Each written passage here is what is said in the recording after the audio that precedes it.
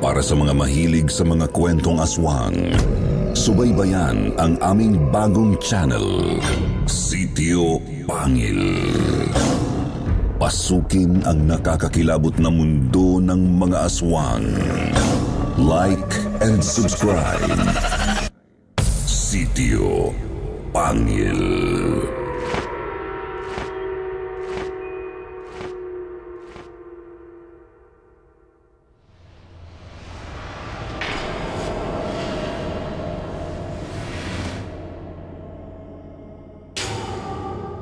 Ang misteryosong binata.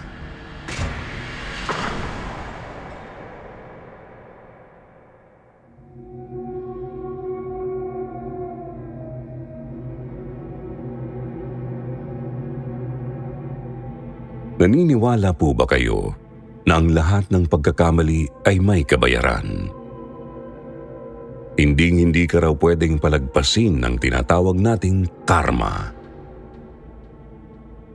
Isa raw itong masamang panaginip na hindi titigil hanggat hindi ka nasisingil. Naniniwala po ako dito dahil ako mismo ay naranasan ito. Minsan na akong nakagawa ng isang malaking kasalanan na talaga namang pinagsisihan ko.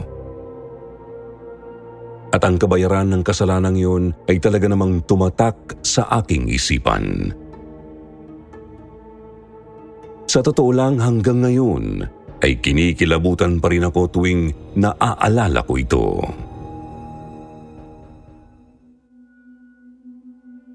Magandang gabi, Sir Jupiter, at sa lahat ng mga listeners ng Sitio Bangungot. Itago niyo na lang po ako sa pangalang Almira, 30 years old, at nakatira sa Makati City. Na-discover ko po ang inyong channel mula sa kapatid kong mahilig sa horror stories. Hindi naman talaga ako mahilig sa mga katatakutan, pero dahil sa kwentong ibabahagi ko sa inyo, napukaw ang aking interes sa mga misteryosong bagay sa ating mundo. Hindi lang pala pawang kathang-isip ang mga horror movies na napapanood natin. Ang iba pala dito ay hango rin sa mga totoong pangyayari at posible pala talagang maranasan natin sa totoong buhay. 5 years na po kaming kasal ng aking asawang si Rafael. Isa siyang engineer habang ako naman ay online seller.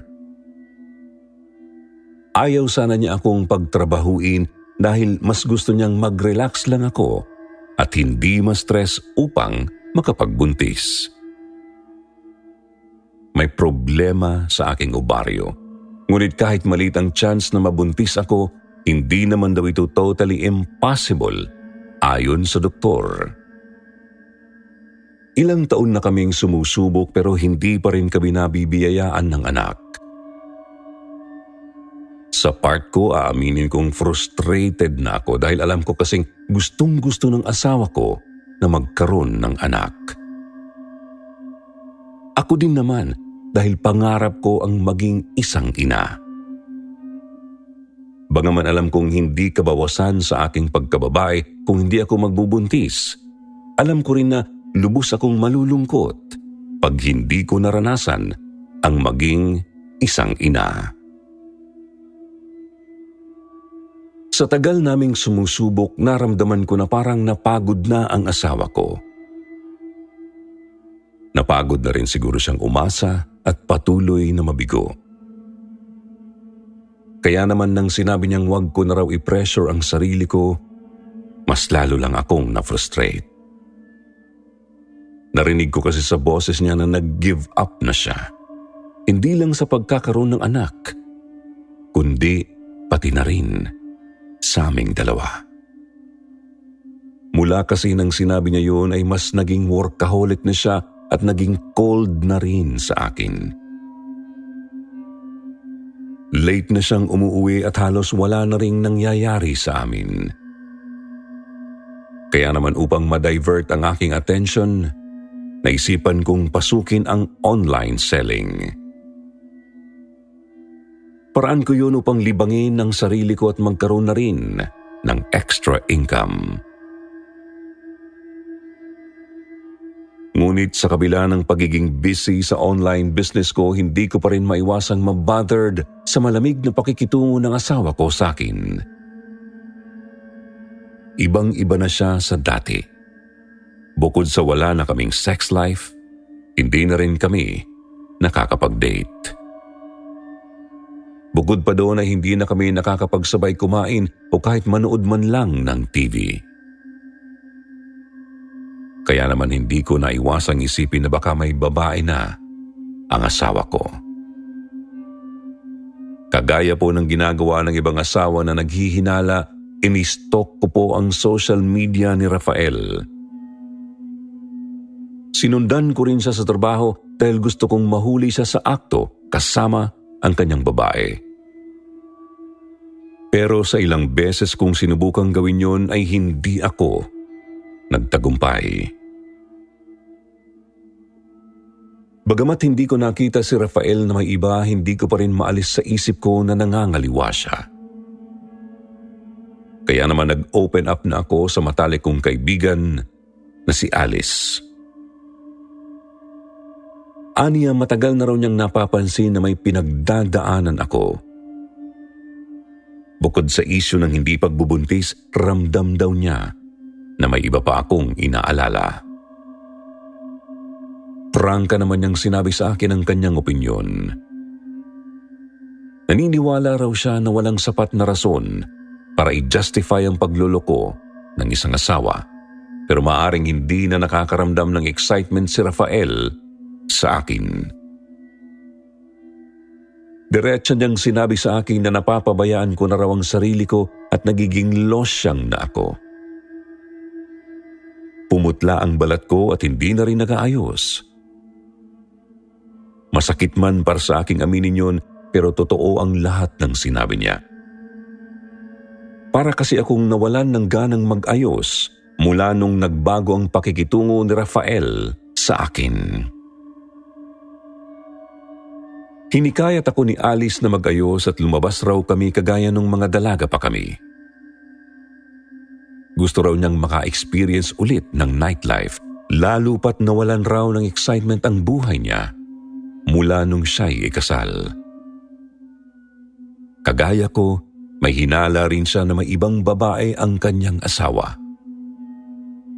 Kaya gusto niya ay magkaroon ng isang gabi na pwede niyang kalimutan ang lahat. At first, hindi ako pumayag sa idea niya. Kinakabahan kasi ako. Tsaka parang hindi na ako sanay na gumimik kagaya ng dati. Pero dahil sa convincing powers ng best friend ko, bumigay na rin ako kinalaunan.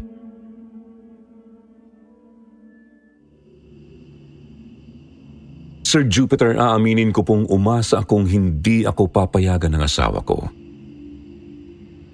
Sa loob-loob ko, naisip ko na baka makaramdam siya ng selos o pagiging overprotective sa akin.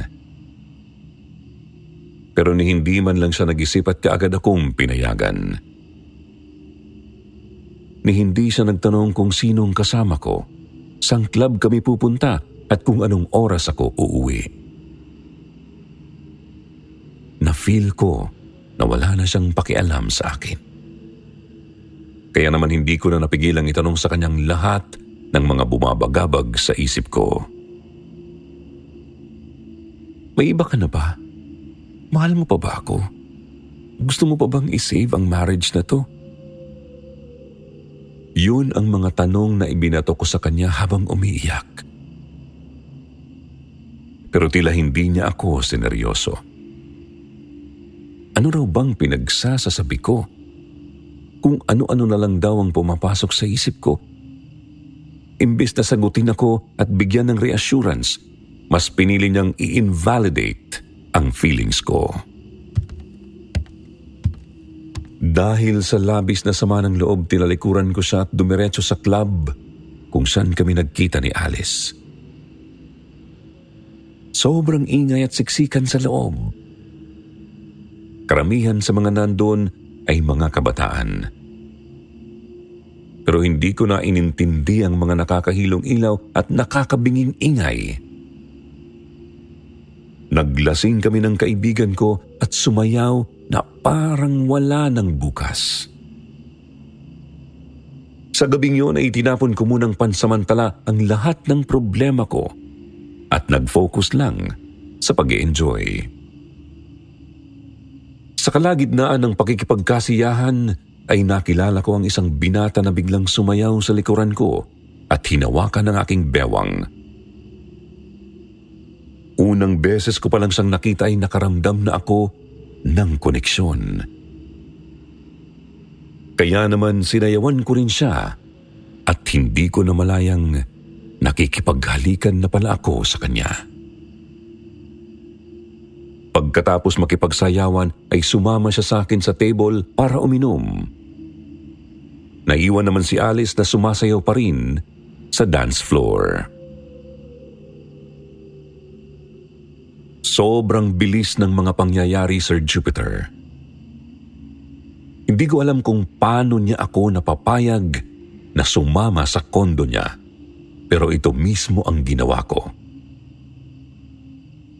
Nag-text lang ako kay Alice at sinabing mauuna na akong umuwi. Pero ang totoo, sumama talaga ako kay Harold. Malaki ang kanyang condo unit na nasa isang matayog na building sa Makati. May 2 itong kwarto, maluwang na sala, maliit na kusina at may terrace pa. Pero hindi ko na masyadong napansin ang iba pang detalye dahil mas natuon ang aking pansin sa ginagawa namin. Sa makatuwid, may nangyari po sa amin ng gabing yun. Casual hookup, kumbaga. At sa totoo lang, sobra po akong sumaya sa nangyari. Naramdaman ko po kasi na maganda at kaakit-akit pa rin pala ako kahit halos isuka na ako ng sarili kong asawa.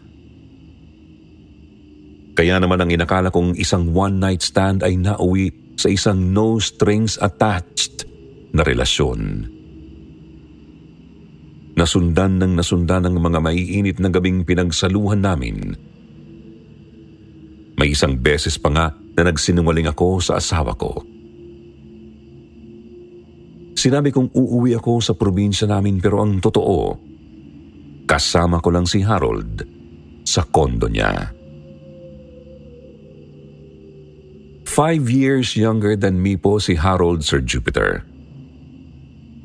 May family business sila pero ayaw niyang mag-rely sa pera ng kanyang mga magulang. Kaya mas pinili niyang gamitin ang kanyang pinag-aralan at nagtrabaho bilang isang real estate agent.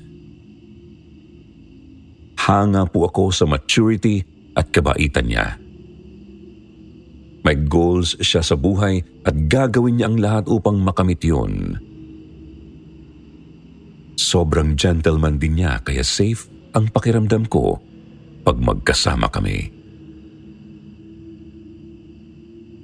Ngunit sa umpisa pa lang ay kinlaro ko na sa kanya ang sitwasyon namin.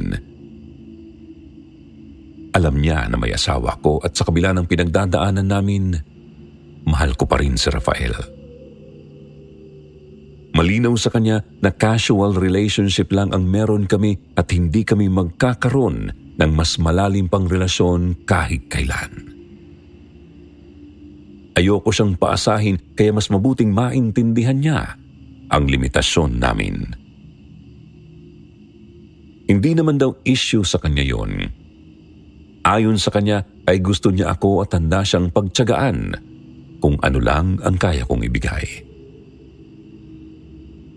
Aaminin ko po na naging selfish ako dahil hinayaan kong magpatuloy ang kung anumang meron kami kahit alam kong mali ito.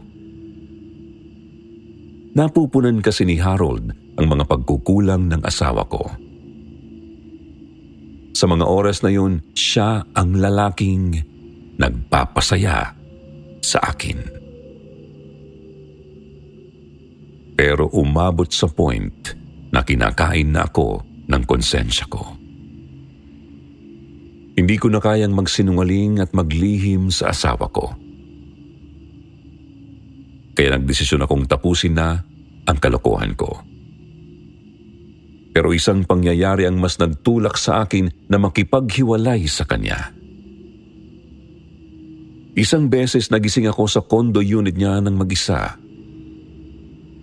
Doon ako natulog at ang sabi ko sa asawa ko ay uuwi ulit ako ng probinsya upang asikasuhin ang lupain namin doon na plano naming ibenta. Nagtaka po ako nang mapansing wala na akong katabi sa kama. 3:00 na po yun ng madaling araw kaya naisip ko na baka nagbabanyo lang si Harold. Ngunit hindi na po ako makatulog ulit at napansin kong ang tagal niyang bumalik. Bumangon ako at lumabas ng kwarto, ngunit hindi ko pa rin siya nakita maging sa sala, kusina at sa terrace. Kaya naisipan kong pumasok sa ikalawang kwarto. Medyo nakaawang ang pintuan kaya sumilip po ako kung ano ang nasa loob. Naalala ko na minsan niyang sinabi sa akin na kaya raw laging nakalak ang silid na yon ay dahil puro mga lumang gamit lang ang nasa loob at maalikabok. Ginawa raw niya itong bodega. Tatawagin ko na sana siya ngunit natigilan ako sa tumambad sa akin. Napakaraming kandila sa loob at may litrato ng iba't ibang babae ang nakapaskil sa dingding. Halos matabunan na ang buong kwarto ng mga litratong yun. At ang mas nagpagimbal sa akin ay nang makita ko ang litrato ko habang natutulog na nasa pinakasentro ng kwarto. Nakaluhod si Harold at hubot-hubad sa harap ng aking imahe. Nakataas ang kanyang mga kamay at tila may mga katagang sinasambit sa ibang lingwahe. Pinangilabutan po ako sa aking nasaksihan, Sir Jupiter. Ngunit sinikap ko pong hindi pairali ng aking takot. Nag-isip po ako kung paano ko matatakasan ang sitwasyon na yun. Bagaman nanginginig ay nagawa kong bumalik sa kama. Humiga ako doon at nagkunwaring natutulog pa rin.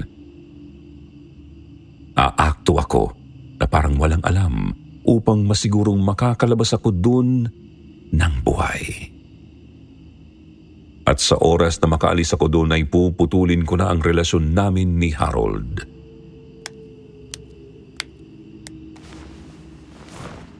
Siguro'y nasa 1.5 oras din ang lumipas bago siya bumalik sa kwarto at tumabi sa akin. Sobrang nahirapan akong magpanggap na natutulog, Sir Jupiter. Ang gusto ko kasing gawin ng mga oras na yon ay ang kumaripas ng takbo at lumayo sa kanya. Pero alam kong hindi yun ang tamang gawin. Nasa teritoryo niya ako at wala akong laban sa kanya. Ni hindi ko nga alam kung sadyang may problema lang siya sa pag-iisip o baka isa siyang miyembro ng kulto o isang satanista base dun sa mga nakita ko. Mahirap lumaban nang hindi mo nalalaman kung ano o sino ang kinakalaban mo. Kaya kahit mahirap, pinanindigan ko ang plano ko. Nanatili akong gising buong gabi hanggang sa narinig ko ang paghilik ng katabi ko. Wala akong ibang ginawa kundi ang magdasal na sana ay wala siyang gawing masama sa akin at makasurvive ako sa gabing yun. Naisip ko na baka ito na nga ang karma ko sa pagkakamaling nagawa ko. Labis po akong nagsisi, Sir Jupiter, at ipinangako ko nun sa aking sarili na hindi na muli pang makikipagkita sa kanya.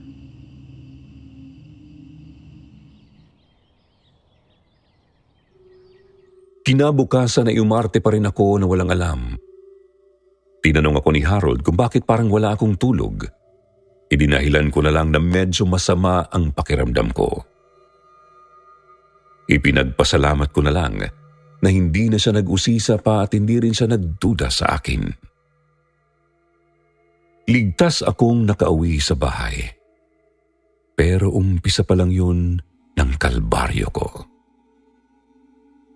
Ilang beses niya akong niyayang makipagkita ulit, ngunit kung ano-ano lang ang excuses ko. Hindi ko pa kasi magawang makipaghiwalay na talaga sa kanya ng tuluyan dahil natatakot ako. Pero naramdaman na niyang may mali sa akin.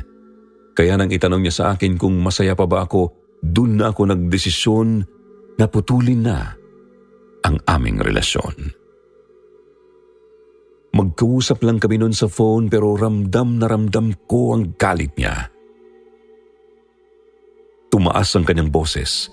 Nagmura siya at narinig ko rin ang pagtaas-baba ng kanyang hininga. Mas lalo po akong natakot, Sir Jupiter, dahil parang hindi na si Harold ang kausap ko. Ayon sa kanya, hindi raw siya makakapayag na mawala ako sa buhay niya dahil pag-aari na niya ako. Hindi daw siya titigil hanggat hindi niya ako nababawi. Nagmakaawa ako sa kanya na pakawalan na niya ako dahil ayoko na talagang ipagpatuloy ang makasalanan naming relasyon. Ngunit hindi pa rin siya pumayag. Lumipas ang 2 linggo na hindi kami nagkikita. Hindi pa rin ako mapakali. Gabi-gabi akong binabangungot. May pagkakataong nananaginip ako na hinahabol niya ako sa isang masukal na kagubatan. Sobrang bilis ng kanyang pagtakbo habang ako naman ay hindi halos magawang ihakbang ang aking mga paa. Nadapa ako at nang tuluyan niya akong naabutan, ay nakita kong nag-iba ang kanyang mukha at naging isang demonyo. Ngunit bago pa man niya ako masaktan, ay nagising na ako. May isang pagkakataon rin na nanaginip ako na nakahiga sa isang kabaong ang asawa kong si Rafael. Nakatayo ako sa harap niya, umiiyak habang may dalang nalalantang bulaklak. Laking gulat ko naman nang magbago ang mukha ng bangkay at naging si Harold. Sunog ang kanyang mukha at bigla niyang hinablot ang ulo ko na parabang gusto akong halikan. Sumigaw ako at nagpumiglas kaya bago pa man siya magtagumpay, nagising na ako. Nasundan pa ng nasundan ng mga panaginip na yun. Bawat gabi ay nag-iiba ang mga nakakatakot na senaryong aking napapanaginipan. Hindi ko alam kung kagagawan ba yun ng itim na kapangyarihan ni Harold o dulot lang yun ng matinding takot at trauma. Bukod sa mga bangungot, naaapektuhan na po pati ang aking pang-araw-araw na gawain. Natatakot na akong lumabas ng bahay dahil pakiramdam ko ay laging may mga matang nakasunod sa akin. Black na po siya sa phone ko kaya wala na siyang paraan upang makontak ako.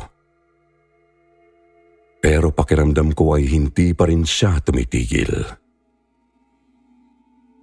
Isang beses habang nasa grocery store ako, napansin ko ang isang kahina-hinalang lalaki na naglalakad sa aking likuran. Magkasing tangkad sila ni Harold pero hindi ko makita ang mukha ng lalaki dahil bukod sa may suot itong black hoodie jacket ay lagi rin itong nakayuko. Binilisan ko na lang ang kilos ko at umalis na doon. Naging paranoid ako dahil sa mga pangyayaring yun. At kahit anong gawin ko ay hindi ko pa rin magawang pakalmahin ang sarili ko. Hanggang sa umabot na sa sukdulan ang lahat.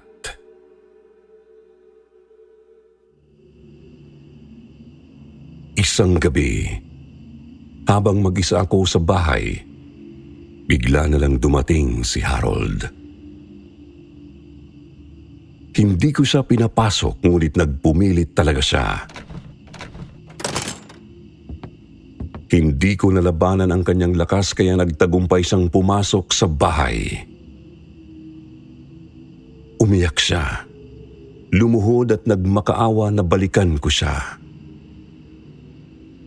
Mahal na raw niya ako at hindi niya kayang mawala ako sa buhay niya. Ipinaliwanag ko naman na ayoko na dahil alam kong mali ang ginagawa namin at nakukonsensya na ako. Pero tila hindi niya naman ako narinig.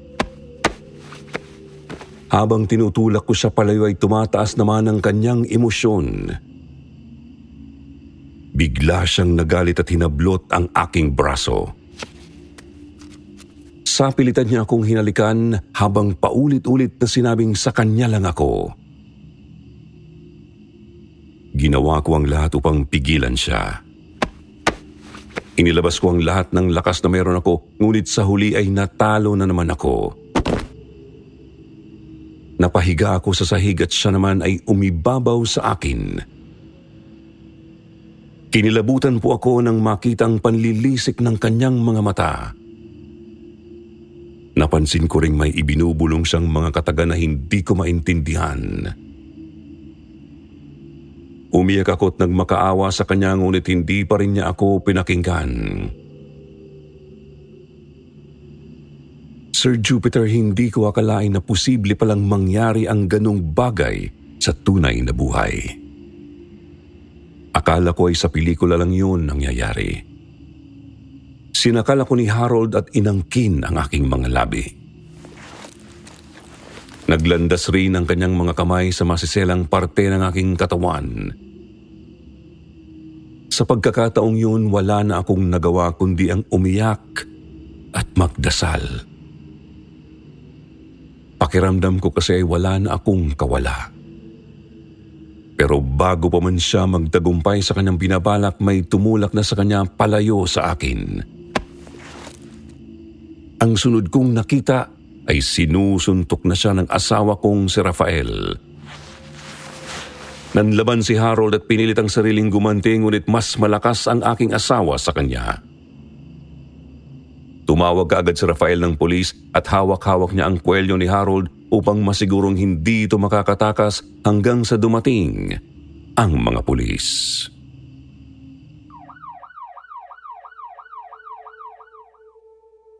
Wala na akong nagawa kundi ang sabihin sa asawa ko ang totoo. Nagtapat ako na nakipagrelasyon ako kay Harold. Sinabi ko sa kanyang lahat ng nararamdaman ko. Ilang beses rin akong humingi ng tawad dahil alam ko naman na walang kahit na anong bagay ang pwedeng mag-justify ng kasalanang ginawa ko. Hindi po agad nakapagsalita si Rafael, ngunit kita ko sa ekspresyon niya na labis siyang nasaktan. Sinabi rin niya sa akin na may ibang babae siyang nagustuhan kung kaya't nagbago ang pagtrato niya sa akin. Ngunit walang nangyari sa kanila at hindi rin sila nagkaroon ng relasyon. Nilabanan niya ang atraksyon para sa babaeng ito dahil ayaw niyang magtaksil sa akin. Lalo lang tuloy akong nakonsensya sa ginawa ko. Pinatawad niya ako, ngunit ramdam ko na nagkaroon ng lamat ang marriage namin dahil sa kasalanan ko. Ayon sa investigasyon ng pulisya, may natagpuan silang mga gamit ng iba't ibang babae sa loob ng kondo ni Harold. May panty, bra, damit, pabango, mga litrato at kung ano-ano pa. Ginagawa raw nitong koleksyon ng mga yon at sinasamba tuwing gabi. Nang kausapin nila si Harold, sinabihan raw ito ng Diyos na gawin ang mga bagay na yon upang hindi siya iwan ng babaeng napupusuan niya at tuluyan na siyang maging masaya. Nang tanungin naman nila kung sino ang Diyos nito ay hindi ito sumasagot. Dahil sa trauma na idinulot niya sa akin ay mas ginusto kong hindi na makibalita sa kung anong nangyayari sa kanya. Since nakakulong na siya at hindi na makakalapit sa akin, mas gusto ko na lang sikaping makamove on at ibaon na siya sa limot. Ang huli kong balita tungkol sa kanya ay ipinasok raw siya sa isang mental institution. Bukod dun, wala na akong alam. Magdadalawang taon na rin ang nakakalipas mula nung nangyari yun, Sir Jupiter. Sa kasalukuyan ay kami pa rin ng aking asawa at patuloy naming sinusubukang ayusin ang marriage namin. Kahit paano ay may improvement naman sa pakikitungo niya sa akin. Ramdam ko pa rin na hindi pa niya ako lubusang pinagkakatiwalaan. Bagay na naiintindihan ko naman. Pero naniniwala ako na sa tamang panahon ay magiging maayos rin ang lahat. Sana po ay nagustuhan niyo ang kwentong katatakutan na aking ibinahagi. Naway magsilbi rin itong aral para sa inyo upang hindi pa marisan ang pagkakamali na aking ginawa. Hanggang dito na lang po at magandang araw sa inyong lahat.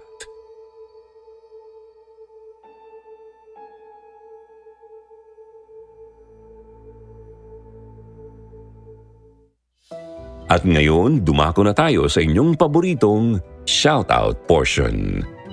Shoutout kay Baking Nanay, Elizabeth Dacles, Ihi Champ, Ray Jane Tupas, Rinalyn Reyes, Rich Manunas, Christine Ryan, Arcel Daugdaug, Perlita Anino at kay Louie Alvarez. Basahin naman natin ang isa sa magandang comment mula kay Baking Nanay. Sabi niya ang gaganda ng lahat ng mga cover thumbnail at thumbnails ninyo. Sa mga hindi po nabanggit sa susunod na lang po at huwag niyo pong kalimutang mag-reply sa comment para ma-shoutout ang pangalan niyo. Muli po mula sa bumubuo ng Sitio Bangungot. Ito po ang inyong lingkod, Jupiter, nagpapasalamat.